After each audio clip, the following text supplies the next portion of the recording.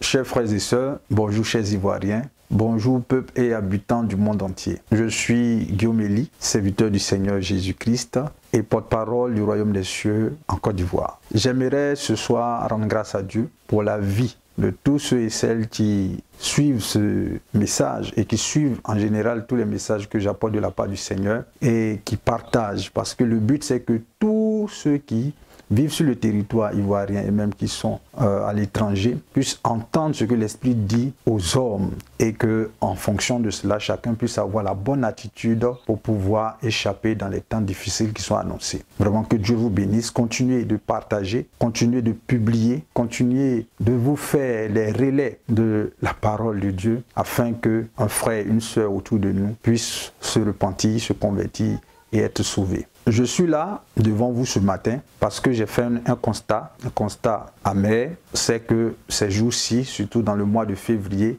il y a eu beaucoup de morts, beaucoup d'enlèvements, beaucoup de meurtres, beaucoup d'accidents. Et on a l'impression que ces choses sont normales, mais ce sont des choses qui ont été annoncées par le Seigneur. Nous avons parlé de ces choses-là bien avant qu'elles n'arrivent. Mais l'impression que ça nous donne, que ça me donne personnellement à moi, c'est que nos ennemis écoutent plus les prophéties, écoutent plus les révélations et ont l'attitude par rapport aux révélations que nous donnons plus que les enfants de Dieu même dans cette nation. Vous savez, Satan aussi écoute les prophéties. Il écoute parce que c'est des choses dont il n'a pas la révélation. Mais quand nous venons devant les réseaux sociaux, parce que c'est le moyen que Dieu a mis devant notre génération, pour que nous puissions communiquer à tout le monde, vraiment pour être efficace. Mais malheureusement, personne ne regarde, personne n'écoute, personne ne fait ce qu'il faut. Quand Dieu nous montre les choses avant qu'elles n'arrivent, c'est pour que nous prions, c'est pour que nous intercédions. Et voilà pourquoi aujourd'hui le pays se porte mal. Il y a une recrudescence des enlèvements, des meurtres, des accidents dans ce pays sans que personne ne puisse faire ce qu'il faut pour les arrêter. Bien aimé, si je suis là ce matin, c'est pour vous apporter encore la parole de Dieu. Alors, je me pose la question, pourquoi ne fait-on rien ? Au lieu de s'intéresser à la vie de la nation, qui est ton héritage, tu passes ton temps dans les maquis, dans les bars. Tu passes ton temps sur Facebook, tu passes ton temps dans les buzz, tu passes ton temps dans tout ce qui est dispute inutile. Voilà pourquoi ton héritage est partagé entre les mains d'étrangers. Bien-aimés frères et sœurs, quel est le véritable problème que nous les Ivoiriens nous vivons? C'est que l'atmosphère spirituelle est chargée. Il y a des esprits qui ont été relâchés sur la Côte d'Ivoire, je l'ai déjà dit. Esprit de peur, esprit de lourdeur, esprit d'assoupissement, esprit de doute, esprit de confusion. Tous ces esprits ont été libérés dans l'atmosphère de la Côte d'Ivoire par ceux qui contrôlent ce pays, par ceux qui contrôlent cette nation. Ils y sont parvenus en détournant l'attention du peuple ivoirien sur des choses qui n'ont pas d'importance. Le divertissement. En fait, tous ces sacrifices rituels auxquels on assiste, c'est pour alimenter des autels qui vont empêcher les personnes de parler dans cette nation. Et ça, vous l'avez déjà soupçonné. Doit-on blâmer les Ivoiriens pour cette déviation? J'avoue qu'à cette interrogation, au départ, mon regard était fixé sur des personnes, sur des Ivoiriens et des Ivoiriennes qui jouaient eux-mêmes le jeu du malin et qui influençaient négativement les populations. Je parle des blogueurs, des politiciens, des influenceurs, des religieux. Et j'en voulais particulièrement à ces gens-là. Mais cette nuit, Dieu a corrigé ma perception. C'était une perception erronée, qui était une perception subjective, superficielle. Et donc, il m'a révélé les véritables responsables. Car ce que nous voyons, bien aimés frères et sœurs, n'est pas l'œuvre des Ivoiriens. Ce n'est qu'un leurre pour amener les Ivoiriens que nous sommes à nous accuser les uns les autres. En fait, c'est une stratégie satanique pour nous distraire, pour détourner notre attention vers nos frères qui sont eux-mêmes utilisés dans ce plan machiavélique pour enterrer la nation ivoirienne. Ce matin, dans mon sommeil, alors que je dormais, vraiment, c'était un sommeil entrecoupé. J'ai eu des visions, j'ai eu des songes. J'ai eu les visions, mais j'étais participant de ces visions. Donc, je me suis retrouvé dans un car. Ensuite, je me suis retrouvé dans un taxi. Ensuite, je me suis retrouvé dans une conférence d'un homme de Dieu, dont je vais taire le nom, mais qui, pour moi, participait aussi à la destruction des valeurs ivoiriennes. Et je me suis retrouvé au bord d'une route qu'ils sont en train d'élargir. Donc, j'ai vu un gros tuyau qui était percé, un gros tuyau, vraiment les tuyaux de canalisation qu'on met lorsqu'on fait Donc, c'était des visions entrecoupées. Et je n'ai pas compris au départ. J'ai vu aussi une autre influenceuse en train de faire une émission à la télévision. Et je me suis demandé, mais pourquoi, Seigneur, tu me montres toutes ces personnes dans le taxi, dans le car? Il dit, en fait, vous ne regardez qu'à ce qui est superficiel. Mais le vrai problème, et Dieu va m'expliquer avec une belle image. Dieu me dit, Regarde l'ampoule. L'ampoule manifeste la lumière lorsqu'elle est connectée à une source. On ne tient pas compte de la source d'énergie qui alimente l'ampoule parce qu'on ne la voit pas. Ce qu'on peut voir, c'est l'ampoule éclairée. Mais pour que l'ampoule soit éclairée, il faut qu'elle soit alimentée. Pour qu'il y ait des enlèvements, pour qu'il y ait des cars de transport, des taxis dans lesquels on enlève des personnes, des cas de transport qui font des accidents, il faut qu'il y ait une manipulation spirituelle en bas. Et Dieu me dit que c'est ainsi que fonctionne le monde spirituel. Les esprits ont besoin de corps pour pouvoir opérer. Et c'est ce qu'on voit, ce qui est visible, qui détourne notre attention. Mais le réel problème, c'est la source de l'énergie qui alimente ces choses-là. Et c'est pourquoi nous ne pouvons pas rester dans l'aspect matière des choses pour apprécier. Et Dieu m'a fait cette leçon et j'ai été vraiment édifié. Et lorsque je me suis réveillé, j'ai entendu dans mon esprit, veux-tu que nous invoquons le feu du ciel pour détruire ceux-là? Je parle de ces Ivoiriens. En fait, je me suis rendu compte que cette pensée que j'ai eue est tirée de Luc 9, à partir du verset 52 jusqu'au verset 55. Je lis pour vous cette parole. Il, c'est mis pour Jésus, il envoya devant lui des messagers qui se mirent en route et entrèrent dans un bourg des Samaritains pour lui préparer un logement. Mais on ne les reçut pas parce qu'ils se dirigeaient sur Jérusalem. Verset 54. Les disciples Jacques et Jean, voyant cela, dirent, « Seigneur, veux-tu que nous commandions que le feu descende du ciel et les consume ?» Jésus se tourna vers eux et les réprimanda en disant, « Vous ne savez pas de quel esprit vous êtes animés. » Verset 56. « Car le Fils de l'homme est venu, non pas pour perdre les âmes des hommes, mais pour les sauver. » Et ils allèrent dans un autre bourg. Voici la parole que j'ai reçue dans mon esprit. Lorsque Dieu est en train de me dire, les Ivoiriens ne sont pas les responsables. Parce qu'à ce moment précis-là, ma chair avait commencé à parler. Et Dieu est en train de me reprogrammer pour dire, je ne suis pas venu pour perdre, je suis venu pour sauver. Alors, il y a quelque chose de très intéressant dans ce passage que nous lisons. Il s'agit de deux disciples et qui posent la question, Seigneur, veux-tu que nous commandions que le feu descende du ciel? En d'autres termes, le disciple de Jésus a le pouvoir de commander le feu du ciel comme au temps d'Élie. Est-ce que vous comprenez? Pour consumer des personnes. Voilà le pouvoir que Dieu a mis entre nos mains. Mais la Bible dit, tout m'est permis, mais tout n'est pas utile, tout n'édifie pas. Ce que le Seigneur m'a dit, c'est que les Ivoiriens ne sont pas ennemis de la Côte d'Ivoire, mais ce sont les étrangers, étranges, dont j'ai parlé dernièrement, qui ont apporté des dieux étrangers. Et c'est pour cela qu'il faut prier avec les lois de Dieu. Parce que les lois jugent, les lois elles-mêmes jugent. Si la loi dit, ne vole pas et que tu voles, ce n'est pas quelqu'un qui va te condamner, c'est la loi qui te condamne. Donc Dieu dit, priez pour que la loi agisse. Mais vous-même ne prenez pas ma posture de juge de la terre. Bien-aimé, j'ai une très bonne nouvelle pour toi. C'est maintenant que le concept d'ivoirité et de l'ivoirien nouveau est d'actualité. C'est maintenant que le concept a été validé parce qu'il a été sorti au mauvais moment, car le temps n'était pas accompli. Vous avez constaté certainement que la dernière CAN a déclenché un sursaut nationaliste et patriotique dans le cœur des Ivoiriens. J'avais fait une vidéo dernièrement où j'avais partagé ce que Dieu m'avait mis à cœur, cet esprit patriotique et nationaliste qui va s'éveiller. Et je crois que nous sommes en marche. Mais alors, qui sont les commanditaires? Qui sont les responsables de ces actes, ces enlèvements, ces tueries, ces accidents programmés, ces accidents manipulés de façon occulte? Parce que ce ne sont pas des accidents normaux, ce ne sont pas des accidents ordinaires, c'est des manipulations parce que le sang doit couler pour que les hôtels sataniques soient alimentés en Côte d'Ivoire afin d'imposer une certaine domination sur le peuple ivoirien pour piller son héritage. Alors, je posais la question au Seigneur, mais si ce n'est pas les Ivoiriens, il dit ceux-là, ce n'est pas eux. Dieu me dit, ce n'est pas ceux-là, ne leur en veuillez pas, ce n'est pas eux. Parce qu'eux-mêmes sont manipulés, ils sont pris dans un étau et on les contrôle. Il dit ça, c'est ce que vous voyez superficiellement. Mais il y a une énergie en bas. Et Dieu de me dire, il s'agit des étranges étrangers. Ce sont eux qui ont fait entrer leurs abominations dans le pays, ainsi que leurs pratiques. Comprenez bien une chose, pour coloniser un peuple, pour pouvoir asseoir une domination sur un peuple, on doit lui imposer sa culture. On doit lui imposer ses habitudes, son comportement. On doit lui imposer ses habitudes vestimentaires, alimentaires. Quand les Occidentaux sont entrés en Afrique lors de la colonisation, ils ont tout fait pour que nous renoncions à nos valeurs, pour prendre leurs valeurs, notre manière de nous vêtir, notre manière de nous nourrir. On a adopté d'autres mœurs qui n'étaient pas nos mœurs.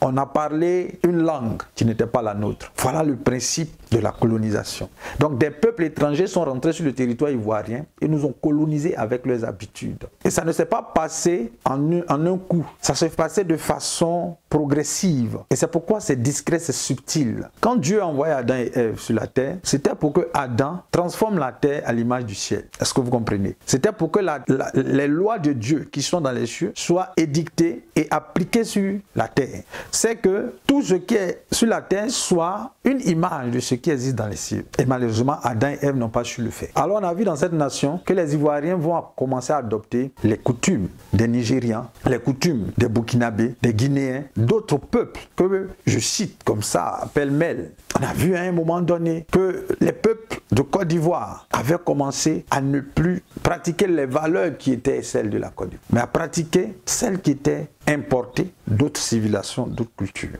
Alors, comment cela a-t-il pu se produire? Ça qu'on ait pu s'en rendre compte. Justement, c'est parce qu'il y a eu manque de veilleurs, il y a eu manque de sentinelles. Il y en avait, mais ceux-là ont été détournés vers leurs assemblées, vers leurs affaires, vers leurs activités, vers la croissance de leurs églises. Les sentinelles ont été détournés vers d'autres choses qui n'étaient pas l'intérêt de la nation. À cause de la mauvaise interprétation de l'hospitalité par le peuple ivoirien, on a laissé des étrangers nous imposer leur culture, leur pratique à travers le divertissement, à travers la musique, à travers les films. À quel moment les crimes rituels sont arrivés ou ont pris de l'ampleur en Côte d'Ivoire? C'est lorsqu'on a vu des films comme le Club des milliardaires. Vous vous rappelez de ce film, le film nigérian, où il y avait un club où ils tuaient des gens pour avoir de l'argent. Et ça a été diffusé. Et les personnes en Côte d'Ivoire ont copié. Alors vous savez que l'Ivoirien ne sait pas copier à moitié. Donc ils exagèrent en toutes choses. Et aujourd'hui, nous sommes devenus des champions de crimes rituels.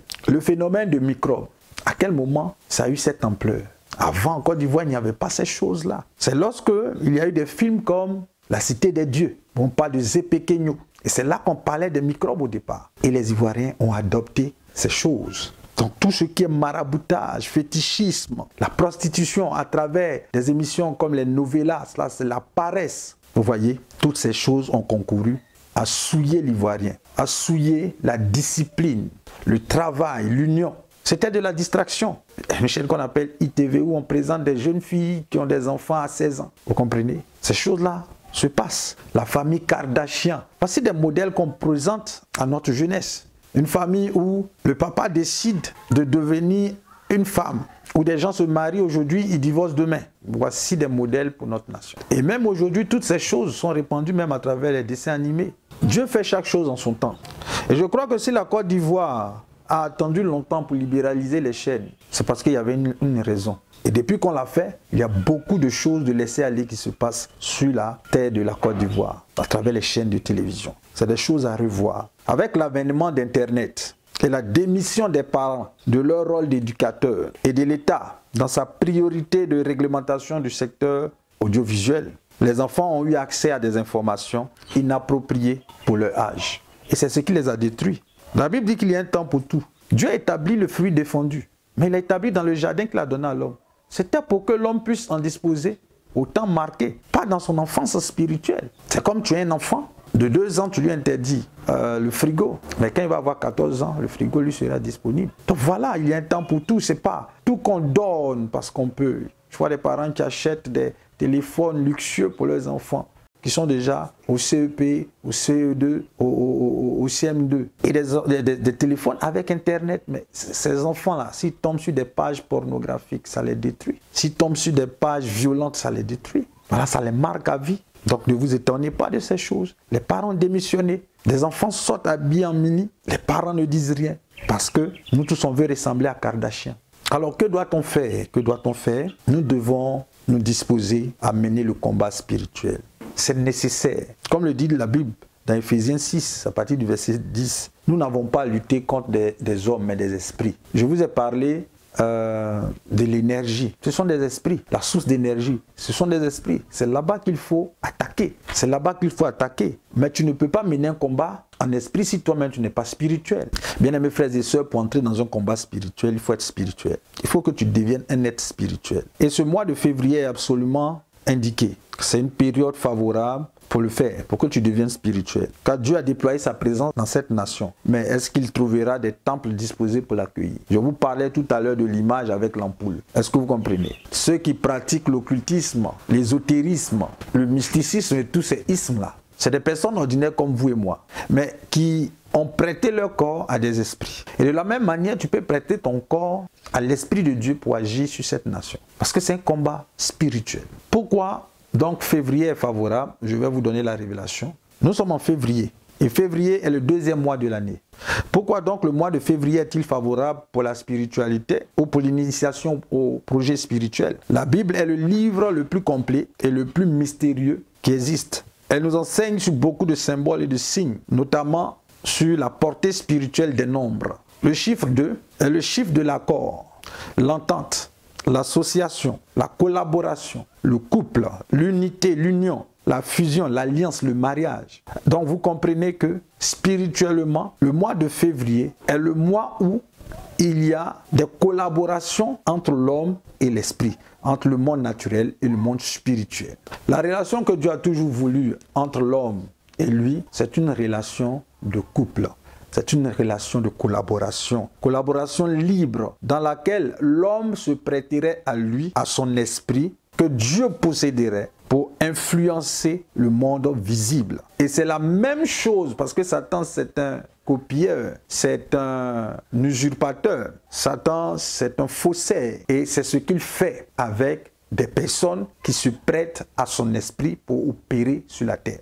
Le méchant, il est habité par un esprit méchant. La personne qui attrape l'enfant, un bébé pour aller le sacrifier, à l'origine, il n'est pas né comme ça. Mais Satan est parvenu à le corrompre parce qu'il a trouvé sa nature en lui. Et il y en a qui en arrivent même à s'abandonner totalement à ces esprits pour qu'ils prennent le corps, on parle de l'incarnation, pour qu'ils prennent le corps de la personne. Et vous allez voir que ces personnes ne sont plus humaines parce que ces esprits ont pris possession de leur corps pour agir. De même, nous aussi, enfants de Dieu, nous pouvons demander à Dieu de prendre notre corps pour agir sur la terre. Car il a dit que notre corps est le temple. Notre corps est censé être le temple du Saint-Esprit, c'est-à-dire de l'Esprit de Dieu, pour opérer sur la terre. La domination est le mandat suprême que Dieu a confié à l'homme, entendu par l'homme, l'espèce humaine, donc femme et homme. Dieu a disposé que l'homme et la femme dominent. Lisons ensemble Genèse 1, verset 26. Puis Dieu dit, faisons l'homme à notre image et selon notre ressemblance, et qu'il domine sur les poissons de la mer, sur les oiseaux du ciel, sur le bétail, sur toute la terre, et sur tous les reptiles qui rampent sur la terre. Dieu créa l'homme à son image et il le créa à l'image de Dieu. Il créa l'homme et la femme. Il dit, verset 28, Dieu les bénit et Dieu leur dit, soyez féconds, soyez féconds. Dieu donne une mission à l'espèce humaine qui est de dominer la terre. Et les étapes pour y arriver, c'est que l'homme doit commencer par être fécond. Donc Dieu dote l'homme de la capacité de la fécondité. Maintenant, le principe du chiffre 2 va intervenir là où on cite la multiplication. Il dit, soyez féconds, multipliez. Donc pour dominer, il faut que l'homme puisse multiplier. Est-ce que vous comprenez? Mais le mot multiplier est placé dans l'ordre. Rien n'est fortuit dans la Bible. Est placé dans l'ordre. Et dans l'ordre, il intervient au niveau 2. Est-ce que vous comprenez? Donc, quelqu'un qui va dominer doit se multiplier. Doit se multiplier. Est-ce que vous comprenez? C'est pourquoi Dieu a pris Abraham et il a multiplié Abraham. Pour qu'Abraham puisse dominer. Alors, ce que je veux vous faire comprendre, bien aimés frères et sœurs, c'est que le plan de Dieu pour l'homme, entendez l'espèce humaine, c'est que l'homme soit un dominant. C'est que l'homme domine. Il soit un dominant et non un dominateur. Mais maintenant, dans les nations, Dieu aussi a ce même projet. Mais le plan de Dieu, comme je vous l'ai dit, c'est un plan de collaboration. Et même quand dans Genèse 2, verset 24, il établit l'alliance ou le mariage, il dit l'homme quittera son père et sa mère et s'attachera à sa femme. Les deux deviendront une seule chair. Donc, les deux deviennent une seule personne et avec l'Esprit de Dieu, ils vont multiplier la race des fils de Dieu sur la terre. C'était le plan originel de Dieu. Et les choses se sont compliquées. Matthieu 18, verset 20. Car là où 2 ou 3 sont assemblés en mon nom, je suis au milieu d'eux. Donc, le principe de 2, pour commencer en termes d'assemblée, intervient ici également, pour que l'Esprit de Dieu puisse opérer. Le peuple ivoirien, bien aimé, doit collaborer avec l'Esprit de Dieu pour que la vie surnaturelle imprègne la nation. Chaque Ivoirien, avec l'Esprit de Dieu, sera Dieu lui-même dans chaque quartier, sera Dieu lui-même dans chaque famille, sera Dieu lui-même dans chaque village, dans chaque ville, dans chaque région. Parce que chaque croyant est un potentiel canal ou réceptacle de l'Esprit de Dieu pour opérer en son nom dans les nations. opéré par la parole de foi, par la confession de foi et par les actions de foi, appelées encore actions prophétiques. Chers Ivoiriens, Dieu nous appelle à collaborer avec lui pour libérer ce pays des intrus, des moqueurs, des dominateurs, des pilleurs, des idolâtres, des prêtres de Satan et autres. Notre corps n'est-il pas destiné à être le temple du Saint-Esprit? Comprenez que les héros de la foi dans la Bible ont été tous en alliance avec Dieu. Que tu prennes Noé, Abraham, Gédéon, Élie, David, Samson, Paul, Pierre, même Jésus. Ils ont vécu des expériences surnaturelles sur la terre parce qu'ils se sont prêtés à Dieu. Aujourd'hui, je t'annonce que c'est notre tour d'être utilisé pour manifester la puissance de Dieu sur la nation. Nous sommes donc en février, deuxième mois de l'année, donc favorable à l'union entre l'esprit et la matière, entre l'humain et le divin, entre le naturel et le surnaturel. Et c'est pourquoi c'est en février que les occultistes sont en train de s'activer pour nourrir les autels sataniques afin d'investir des forces maléfiques cette nation. Dieu cherche des alliés avec qui il va exercer ses jugements dans cette nation. Car les exploits se font avec l'aide des esprits. Et nous avons l'esprit de la création pour amener à l'existence la paix et la stabilité qui sont bloqués dans les lieux célestes par des dominations, par des démons, par des entités sataniques. Les choses surnaturelles sont attachées à la dimension spirituelle de l'homme. 1 Corinthiens 2, verset 11 dit « Lequel des hommes, en effet, connaît les choses de l'homme, si ce n'est l'esprit de l'homme qui est en lui. De même, personne ne connaît les choses de Dieu, si ce n'est l'esprit de Dieu. » Donc, pour que Dieu puisse t'utiliser, il faut que tu sois en esprit et que tu te donnes afin que Dieu vienne en toi. Vous voyez, frères et sœurs, c'est même au deuxième jour que Dieu va créer la réalité céleste. C'est là qu'il va créer le ciel. C'est là que Dieu va créer le ciel, c'est-à-dire la dimension céleste, la dimension spirituelle. Au premier jour, Dieu a créé la lumière. Deuxième jour, Dieu va créer le ciel. Donc le chiffre 2 intervient encore au deuxième jour pour parler des choses spirituelles. Février est un mois favorable pour que tu te donnes au Seigneur entièrement. Pour que tu te prêtes à Dieu, pour que tu dis Seigneur, utilise-moi dans mon quartier, que ton esprit vienne sur moi. Dieu cherche des gens qui vont être la courroie de transmission entre le ciel et la terre. Et je l'ai déjà dit, le peuple ivoirien est un peuple qui a été choisi pour cette fonction. Voyez-vous, des personnes comme Jésus ont fait des exploits sur la terre. Jésus, en association avec l'Esprit de Dieu, a multiplié le pain et les poissons. Abraham, avec l'Esprit de Dieu, à lui seul a vaincu 4 rois pour aller sauver la vie de son neveu Lot, malgré qu'ils étaient en froid, parce qu'ils se sont séparés en queue de poisson. Je vous invite à lire Genèse chapitre 14. Chers frères et sœurs ivoiriens, il est vrai que nous avons eu des différends de par le passé. Mais là, nous parlons d'intérêts communs. Le Nord doit s'associer au Sud, l'Est doit s'associer à l'Ouest, jusqu'à ce que nous tous, nous soyons un et que nous boutons hors de la Côte d'Ivoire le mauvais esprit. Dieu attend de nous que nous soyons ceux par qui il va libérer cette nation. Cette semaine, j'ai eu une vision de plusieurs enlèvements. J'ai eu la vision de plusieurs écoles qui étaient visitées. Vous êtes parents, vos enfants vont à l'école, mais vous ne pouvez pas les protéger. C'est pourquoi vous devez être en accord avec celui qui a le pouvoir de les protéger quand vous êtes au marché, quand vous êtes au service. La Bible nous demande de veiller et de prier. Pourtant, humainement parlant, on ne peut pas veiller tout le temps et prier tout le temps. Mais celui qui va t'aider, celui qui ne donne ni ne sommeille, celui qui garde Israël, si toi tu es en accord, si tu es en couple avec lui, il va le faire pour toi. Bien, mais tu ne peux pas protéger ton quartier, mais Dieu peut le faire à travers toi. Ne t'es-tu pas déjà levé dans la nuit, sentant une main qui est sur toi en train de te réveiller? C'est l'ange de l'Éternel qui te réveillait. Mais tu peux aujourd'hui, si tu as la connaissance, activer le ministère de ces anges-là auprès de toi. Quand on parle de ces choses, les gens pensent que c'est de l'amusement. Mais c'est des choses qu'on vit tout le temps. Dieu veut que par nous, les forces du royaume des cieux, les anges, aient l'autorisation de descendre sur la Côte d'Ivoire par notre invocation.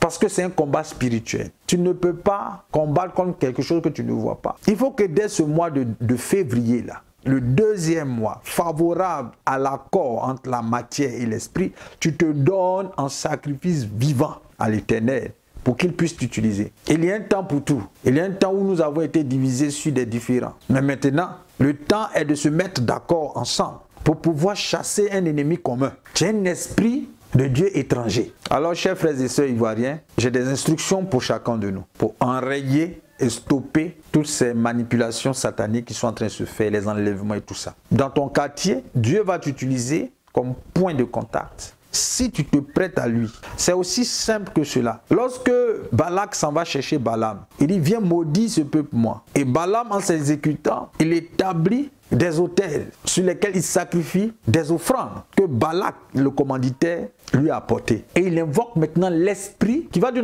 donner les paroles pour maudire normalement la nation juive. Et voilà ce que les occultistes font. Ils font descendre des puissances maléfiques par des offrandes, par des autels qu'ils établissent, et à travers leurs paroles, ils parviennent à maudire. Parce que la parole contient une énergie. Il faut que vous le sachiez. C'est pourquoi la Bible dit, ce que vous allez lier sur terre sera lié dans les cieux. La parole que tu dis peut te justifier comme elle peut te condamner. La parole est puissante. Elle a le pouvoir de créer, elle a le pouvoir de détruire. La Bible dit que le pouvoir de la vie et de la mort sont au contact de la langue, au bout de la langue. Alléluia. C'est ce que la Bible dit. Donc Dieu veut t'utiliser pour que par ta parole, par la parole qui va t'inspirer, tu puisses déclarer dans ton quartier que dans ton quartier, il n'y aura pas d'enlèvement. Tu vas déclarer cela. Et c'est ce que je suis venu t'annoncer. Parce que Dieu est en train de rétablir l'ordre. Mais cela va commencer par toi. Si toi seul tu es dans le quartier et que tu te prêtes à Dieu, tu vas voir ce qui va se passer. Tu vas voir ce qui va se passer. L'accord que Dieu avait avec Adam et Ève a été brisé. Ève ne devait pas s'éloigner de Adam. Et c'est quand elle s'est éloignée d'Adam que le diable a pu la tourmenter, a pu la séduire.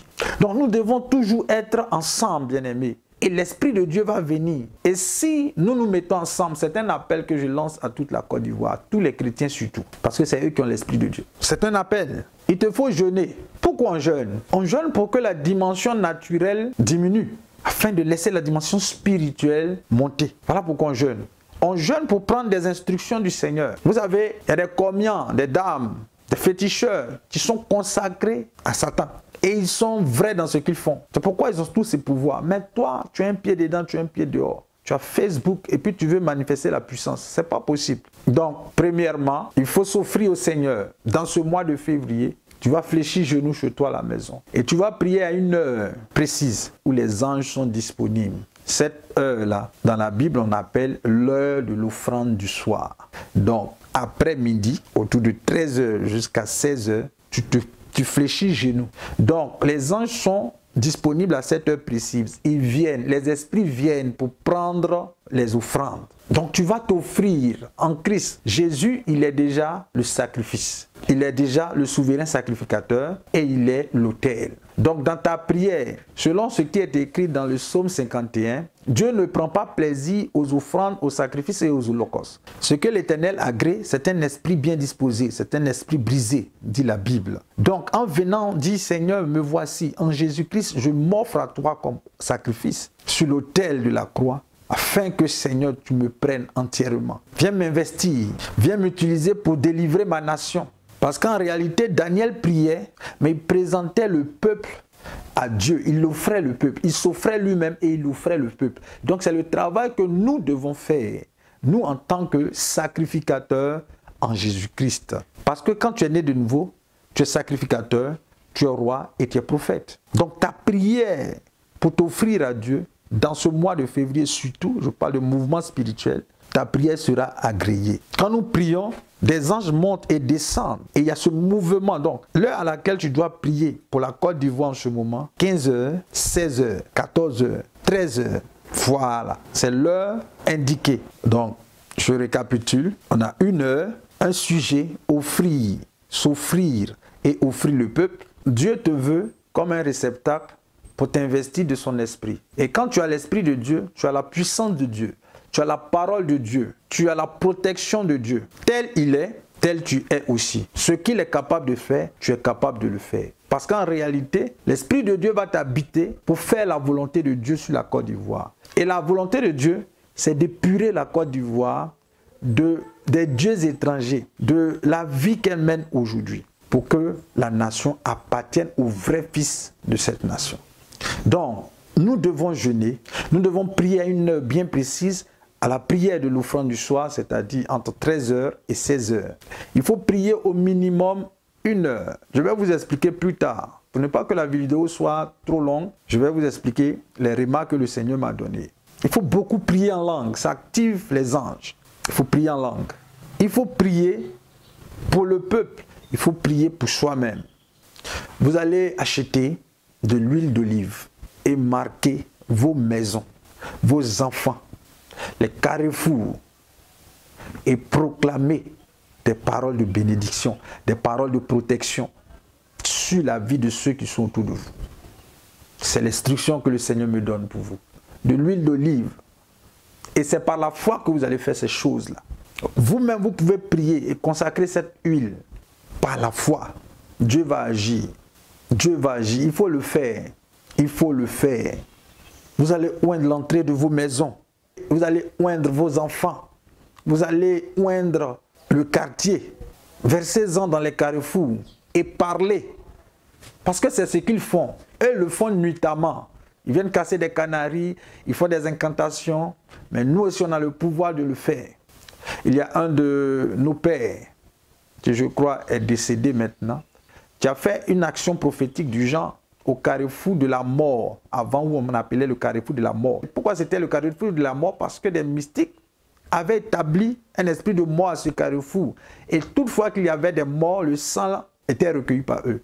Mais l'homme de Dieu, ce prophète-là, il a eu la vision, il a eu la clairvoyance d'aller détruire cela et de rebaptiser le carrefour de la mort, carrefour de la vie. Et il a fait une onction d'huile. La parole est puissante quand elle vient d'un prophète. Or, vous êtes des prophètes selon ce qui est écrit dans la Bible. Ce que le prophète Joël a annoncé s'est accompli. Vous êtes prophète. Tu es prophète dans ta famille. Tu es prophète pour veiller sur tes frères. Tu es prophète pour annoncer les choses que tu vois et de prier en fonction. Frères et sœurs ivoiriens, levons-nous, laissons nos différends, mettons-nous ensemble pour anéantir déjà l'ennemi commun. Notre combat est un combat spirituel. Que tu sois du nord, que tu sois de l'est, que tu sois de l'ouest, que tu sois de l'est, du centre, c'est de toi qu'il s'agit. Cet appel est un appel du Seigneur. Il est le Dieu des circoncis et des incirconcis. Il est le Dieu qui fait pleuvoir sur le juste et sur le méchant. C'est le même Dieu.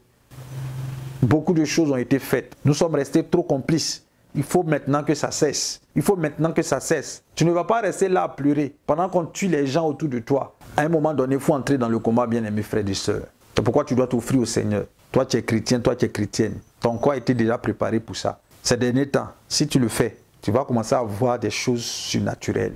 N'aie pas peur. Dieu veut t'utiliser. Il a appelé Gédéon. Gédéon s'est trouvé faible. Et Dieu a dit, tu es un vaillant héros. Tu es un vaillant héros. Il a appelé Jérémie. Jérémie s'est trouvé faible. Il a appelé, tous ceux qu'il a appelés se sont trouvés indignes et faibles. Mais l'apôtre Paul dit, quand je suis faible, c'est alors que Dieu est fort en moi. Que Dieu te bénisse et pratiquons ce que le Seigneur nous a donné. Pratiquons ses instructions. Ne restons pas là. C'est une distraction. Nos enfants se perdent. Ils n'auront pas d'héritage demain. Des étrangers sont venus leur voler leur héritage. Et nous sommes là. C'est le temps de reprendre ton héritage en main. Sur le territoire de Canaan, il y avait des géants. Mais Israël avait l'Éternel Dieu. À très bientôt, peuple de Côte d'Ivoire. C'était le frère Guillaume Elie Assemian pour le corps du Christ. Amen.